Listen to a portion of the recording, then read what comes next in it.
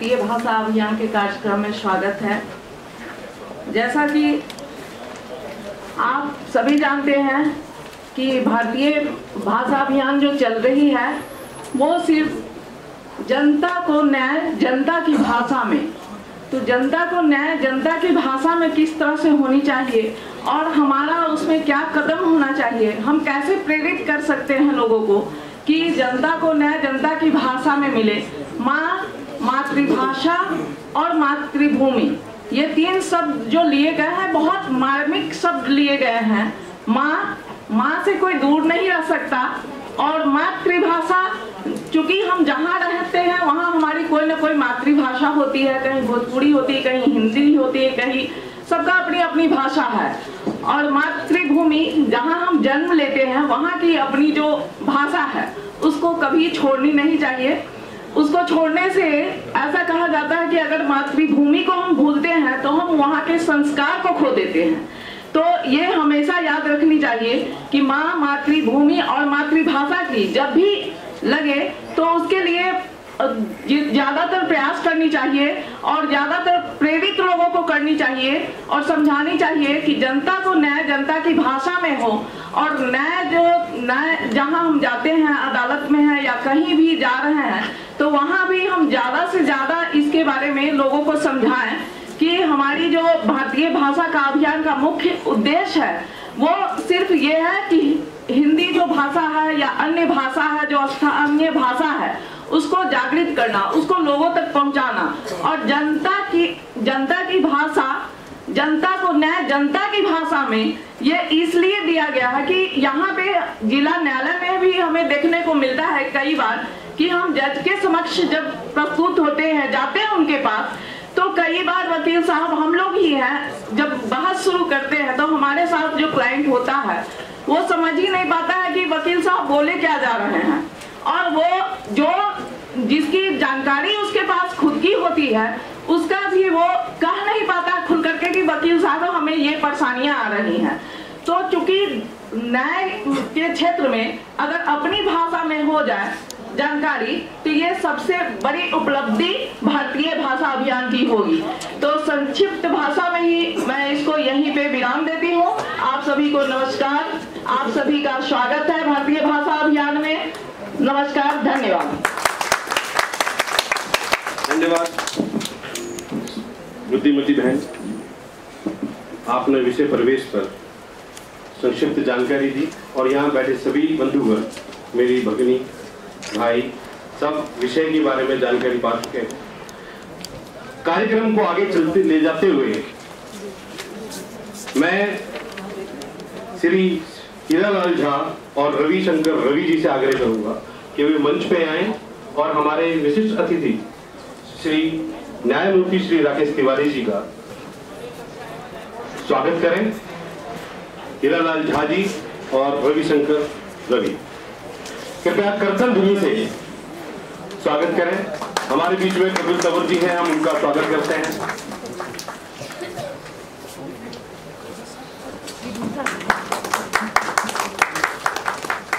हमारे बीच में अधिवक्ता रणधीर लाल जी हैं, मैं उनसे आग्रह करूंगा कि वे मंच पर आए। हमारे अतिथि श्री जितेश श्रीवास्तव जी का स्वागत करें। और मैं जितेश जी से आग्रह करूंगा कि जितेश जी एक मोमेंटम देकर रणधीर जी का अभिवादन करें।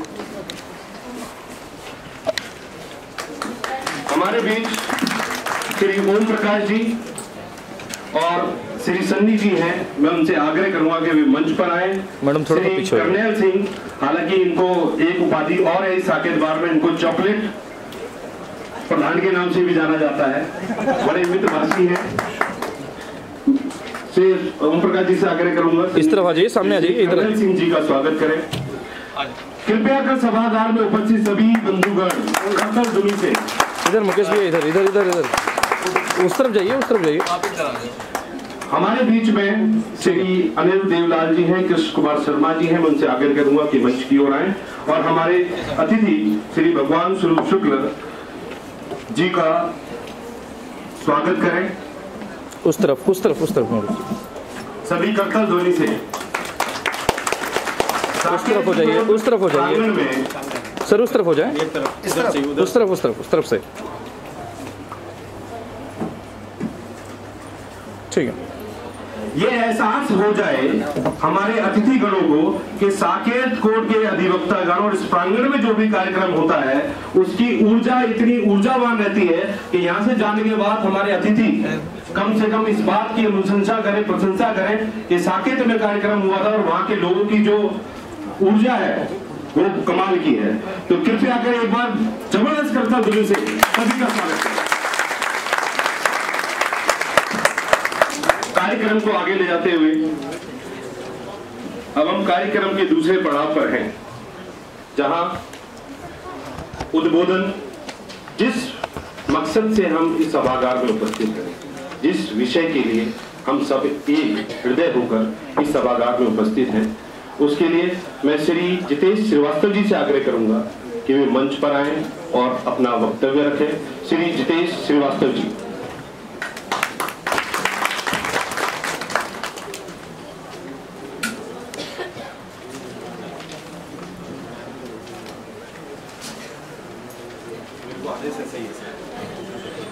मंच पर उपस्थित न्यायमूर्ति श्री तिवारी जी, आदरणीय शुक्ला जी, हीरालाल जी, और सभा में उपस्थित सभी सम्मानित अतिथि, मुझको ये आज के कार्यक्रम के लिए पहले बोला गया था कि आप सारगर्भित बातें कहेंगे। अब मैं हैरान हो गया कि सारगर्भित बातें भारतीय भाषा अभियान में क्या हो सकती है, मुझे भी समझ नहीं आ रहा। बस मुझे ऐसा महसूस हुआ कि अपने 30-32 वर्षों के वकालत के दौरान किन किन समस्याओं का मैंने सामना किया, वही 2 उदाहरण आपके सामने रख करके शायद यही सारगर्भिता होगी।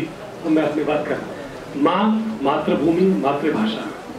जब बच्चा जन्म लेता है तो वो रोता है और रोने से उसके मुंह से जो शब्द निकलता है वो माँ बन गया और वही उसकी भाषा हो गई और जिस जगह पैदा होता है वही उसकी मातृभूमि। हम वकालत के फील्ड में हैं और ये कहा जाता है कि हम हर एक अधिवक्ता को एक बार अवश्य दाखिल करना चाहिए अपनी मातृभाषा में। क्या हम रोजमर्रा के जीवन में ऐसा कर पाते हैं? शायद नहीं। एक छोटा सा उदाहरण देता हूँ आप सबको। 98 की बात है, मैं एक 302 का मुकदमा था और मैं उसमें एक्यूज के लिए अपीयर हो रहा था। अपनी भाषा ना होने से क्या नुकसान होता है मैं वो बताना चाह रहा हूँ इस वकालत के फील्ड में। तो 1996 या 98 की बात है और मैं एक्यूज के लिए अपीयर हो रहा था। मैं जुवेनाइल कोर्ट में आपके वहाँ पे अपीयर हो रहा था और उस समय जो मेरा क्लाइंट था उसने ऐसा कुछ सिस्टम किया, मुझे खुद नहीं पता चल पाया उसने क्या किया और एविडेंस रिकॉर्ड होने लगी। मैं देख रहा था कि एविडेंस रिकॉर्ड हो रही है और लेडी एक जो रस्टिक लेडी है वो अपनी सारी बातें कह रही थी और उसने खड़े होकर के कोर्ट में एक्यूज को रिकॉग्नाइज किया और ये कहा कि yes he is the same person who had appeared who was there. और ये सारी बातें रिकॉर्डिंग होती चली गई। लास्ट में उसने जो उस समय टाइपिस्ट टाइप करता था उसने टाइप करके दिया और उसने कहा यहाँ साइन कर दो। तो उस लेडी ने कहा कि मुझे समझ में नहीं आ रहा, ये मेरी भाषा में नहीं है, मैं इसको पढ़ नहीं पाऊँ, मुझे समझाओ। तो टाइपिस्ट ने कहा बिल्कुल वही लिखा जो तुमने बोला, आप घबराओ नहीं। और उसने उसको कहा उसको सिग्नेचर कर दो। उस महिला ने सिग्नेचर कर दिए। अब मैं इतना हैरान हुआ जब वो एविडेंस पढ़ करके, क्योंकि मैंने उससे कहा कि I have to cross examine the lady, तो उसने कहा कि आपको जरूरत नहीं क्रॉस करने की। तो जब मैंने देखा उसमें क्या लिखा था कि he is not the same person who had come to my house। मैं शॉक रह गया कि उस क्लाइंट ने कैसी सेटिंग करी उस टाइपिस्ट से कि वो भाषा जो है क्या से क्या बन गई। अगर वो महिला की भाषा में ही एविडेंस रिकॉर्ड हुई होती तो शायद वो महिला पूरी अपनी बात पढ़ करके तब सिग्नेचर करती, अन्यथा ऐसा ना होता। क्योंकि अंग्रेजी भाषा उसकी समझ में से बाहर थी, उसको ये समझाया भी नहीं गया कि इसमें क्या लिखा है। उस दिन मेरे को बहुत पीड़ा हुई और मैं कुछ बोल नहीं पाया, क्योंकि मैं अक्यूज के लिए था। अगर मैं कुछ बोलता तो एक्यूज मुझसे कहता कि आप मेरे वकील हैं या क्या कर रहे हैं, क्या प्रोसिक्यूशन है। तो मैं चुपचाप, मतलब ऐसा मैंने महसूस किया कि जीवन में क्या ऐसा भी होता है। ठीक है, वकालत करते हैं, परंतु we are suppose to assist the court. हमारी ड्यूटी ये होती है कि हम कोर्ट को असिस्ट करें। जो विटनेस कह रहा है वो बातें आनी चाहिए, ताकि उसकी भाषा में अगर होती तो शायद वो ऐसी गलती न होती और सिग्नेचर करने से पहले उसको पूरा समझाया गया।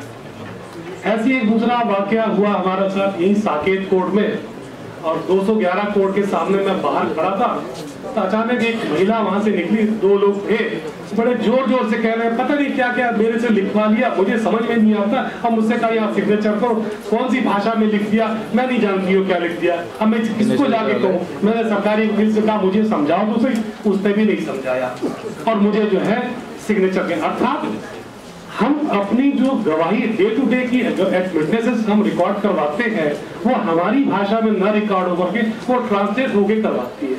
तो ऐसे में जो विटनेसेस होते हैं, जो गवाह देने और साक्ष्य देने आते हैं, उनको भी नहीं पता लगता है कि उन्होंने क्या कहा।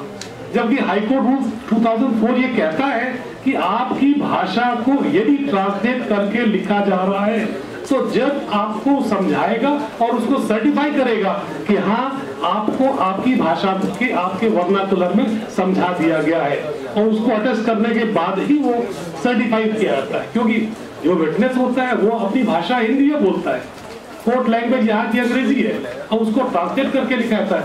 लेकिन वास्तविक में क्या ऐसा होता है?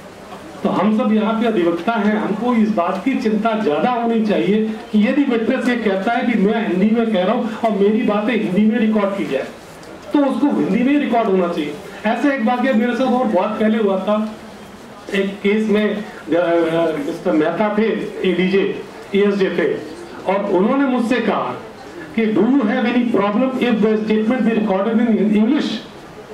मैंने कहा no sir, then you certify. तो मुझसे उन्होंने सर्टिफिकेट लिया कि मुझे कोई दिक्कत नहीं है अगर गवाही जो है हिंदी में ना लिख करके अंग्रेजी में लिखी जाए, क्योंकि सेक्शन 278 CRPC ये प्रोवाइड करता है कि जब कभी भी आपकी ट्रांसलेशन होगी तो उसको सर्टिफाई किया जाएगा और ये कहा जाएगा कि ये आपको आपकी भाषा में समझाया जाएगा। क्या ऐसा हम रोजमर्रा की जिंदगी में देखते हैं? शायद नहीं हो पाता। और इसी का नुकसान ये होता है कि हम भाषा की बात तो करते हैं परंतु वास्तविक रूप में हम कर पाते हैं क्या? तो हमें सारे अधिवक्ता बैठे हैं तो मेरे को ध्यान में यही आया कि हम सब इस बात का ध्यान जरूर दिलाएं मैजिस्ट्रेट्स को या जजेस को या विटनेसेस को कि वो अपनी भाषा में कह रहा है और उसका सही ट्रांसलेशन हो जाए, और वो विटनेस सिग्नेचर तब करे जब ये उसको लग जाए कि हाँ उसको समझा दिया गया कि उसी की भाषा में जो लिखा गई, जो उसने बातें कही वही बातें सब कही गई है। तभी उसका हम ये भारतीय भाषा को अच्छी तरह से हम ऐसा समझते हैं कि तभी हम इसको मान दिला पाएंगे। क्योंकि कभी कभी क्या होता है ना, हम अपने भाव अपनी ही मातृभाषा में ही व्यक्त कर पाते हैं, हम उसको ट्रांसलेट करके कभी नहीं कर सकते। हमको कभी कोई तकलीफ होती है तो हमारे मुंह से भाषा वो निकलती है जो हमने बचपन से सीखी है, अर्थात हमारी मातृभाषा। तो हम अधिवक्ता होने के नाते इस बात का इतना तो ध्यान कर सकते हैं। एक बार एक वकील तो ठीक है, उसके साथ साथ डे टू डे हियरिंग में जब हमारी एविडेंस रिकॉर्ड होती है उस समय हम ये बात कह सकते हैं क्या कि हमें ऐसा ही करना चाहिए। अगर शायद ऐसा कर लेंगे तो जो विटनेस है वो कम से कम सेटिस्फाइड होगा और हम तब सही अर्थों में हम कोर्ट को असिस्ट करने में सक्षम होंगे। इन्हीं बातों के साथ मैं अपनी बातों को समाप्त करता हूँ। धन्यवाद।